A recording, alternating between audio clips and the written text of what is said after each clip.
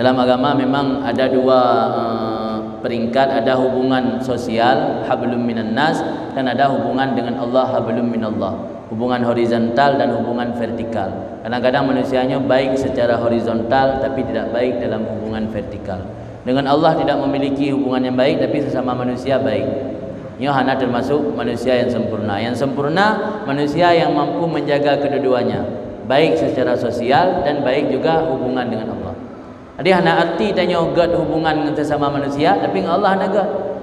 Tanya kan ahli taat, tanya ibadat sembahyang tapi secara sosial ada kegiatan-kegiatan lang kampung, tanya mampu menyumbang malah sendiri mampu dah sembang, hana rugo. Tapi punya hubungan dengan Allah yang tanya hana sama sekali, nya kan baik secara horizontal tapi tidak baik secara vertikal.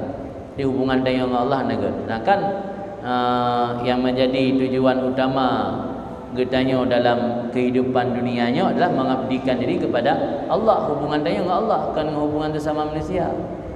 Jadi kunci yang paling utama selamat seseorang itu baik hubungan dengan Allahnya ini.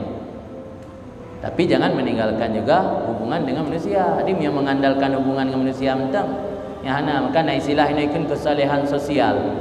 Kesalehan sosialnya orang yang baik dalam bermasyarakat, orang yang baik secara sosial tapi secara agama hubungan dengan Tuhannya tidak baik. Jadi hana arti dengan hubungan dengan sesama manusia tapi dengan Tuhan hana